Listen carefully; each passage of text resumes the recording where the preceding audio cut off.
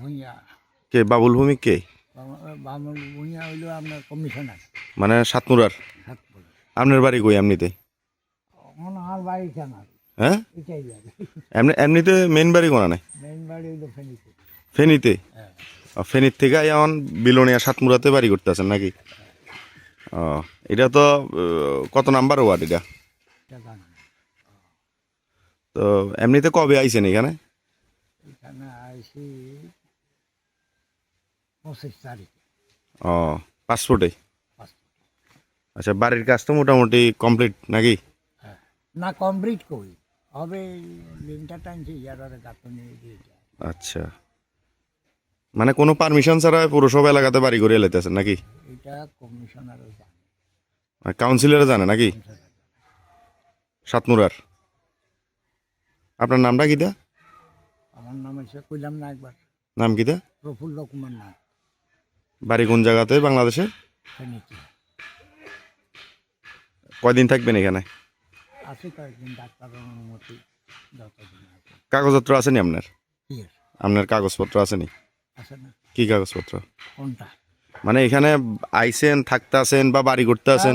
মেডিকেলের এগুলো আছে না? তো বাড়ি করতে আছেন কিভাবে, কাগজপত্র কিভাবে করছেন? আপনার নাম মানে রেজিস্ট্রি করছেন যে জায়গার? এটা হ্যাঁ বাবু ইয়াতে হ্যাঁ, কমিশনাররা। কাউন্সিলরে জানে? বুঝছি, মানে অবৈধভাবে বাংলাদেশি আনিয়ারে সাতমুরার ভিতরে মানে বাড়ি করাইলেন নাকি? তা কোনো পারমিশন ছাড়া? কোনো পারমিশন দিছেনি আপনারা? বৈধ পারমিশন দিছেনি? এখন এটা করতে চাইতাম না, হইতো না। মানে তাই নিয়ে কইছে বাড়ি করার লাগা? না হইতো না কন। তো তাইলে আপনি আর নিজে করি, কারণ না কারোর পারমিশনে তো বাড়ি করতে আছেন। জায়গাটা আছে। আমি তবে এতটুকু জানি না যে অনুমতি নিতে হয় বা ইয়া লাগে, কিন্তু আমি তারপরে জায়গা কিনছি, আমার খরচা আছে, এই সুবাদে আমি একটা পচ্চাটা কিভাবে বের করছেন? আবেদন করছি, একটা দিছি। আধার কার্ড আছে নি আপনার? আধার কার্ড এখন প্রক্রিয়া দিন আছে। আই কার্ড আছে নি?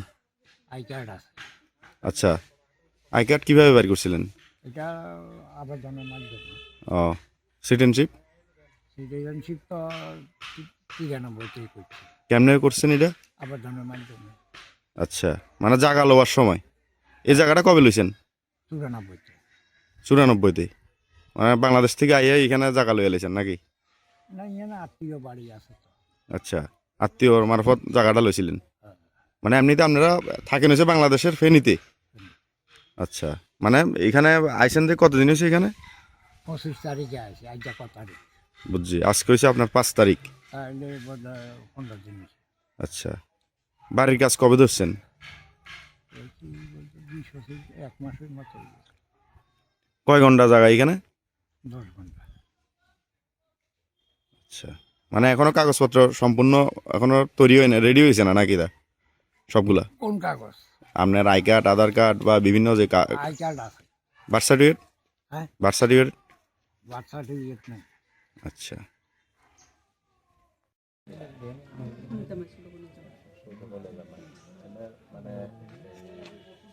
আপন শুধু বইলে না, আপন না পুরাতন, আপন পুরাতন বই, মানে আপন কাকুর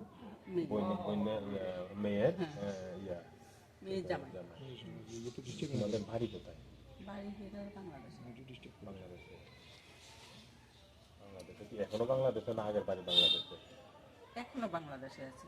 বাংলাদেশে আছে। তো তারা পুরাতন, আপনারা কি বা আমরা আপনারা আপনার কাকু কি এখানে বাংলাদেশে ছিলেন? কাকুর বাড়ি বাংলাদেশেই আছে, কাকু বাংলাদেশে মারা গেছে।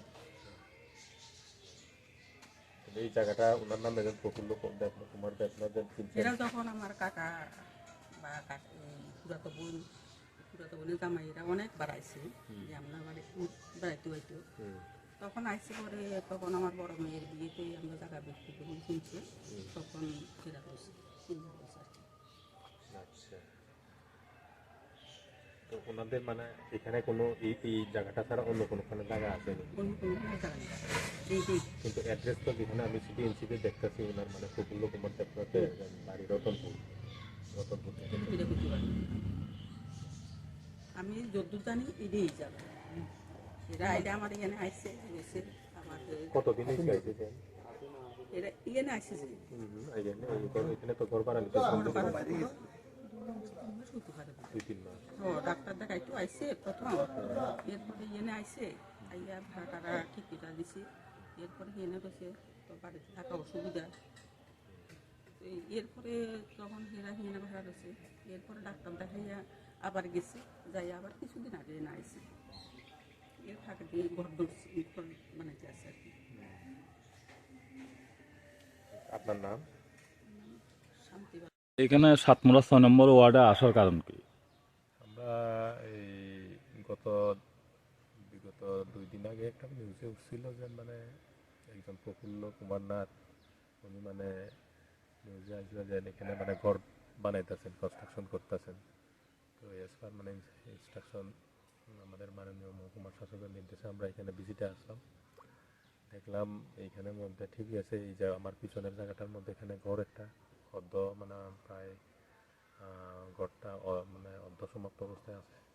তো এই কাজ মনে হয় চলছে এখানে। আজকে ওনারা মানে আসার পর দেখলাম এখানে কেউই নাই।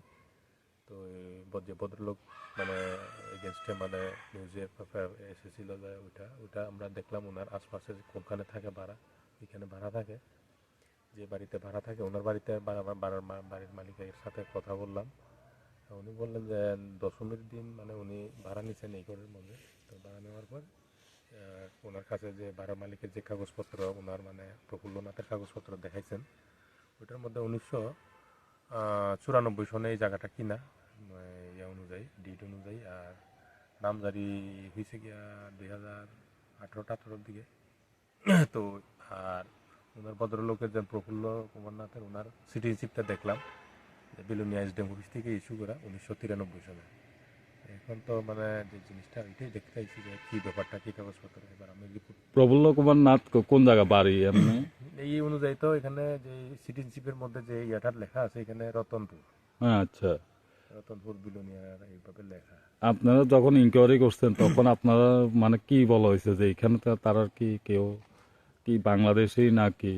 বাড়ির মালিক ইনি তো, বাড়ির মালিক তো এখানে আমাদের এসডিএমসে চাকরি করেন, ওনার নাম এখানে আসার পর জানলাম।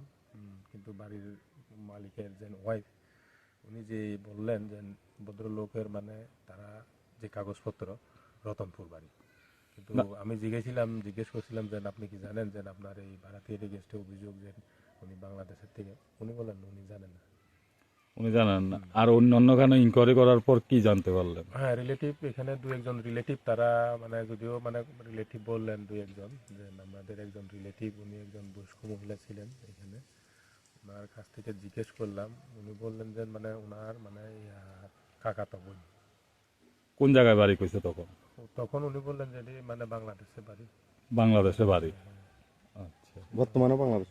হ্যাঁ, এই কথাই বললেন। তো বাকিটা তো এখন কি তদন্ত চলবে নাকি এটা? হ্যাঁ, এটা তো আমরা প্রসিডিউর অনুযায়ী রিপোর্ট যখন সাবমিট হবে অবশ্যই এটা তো একটা তদন্ত হবে।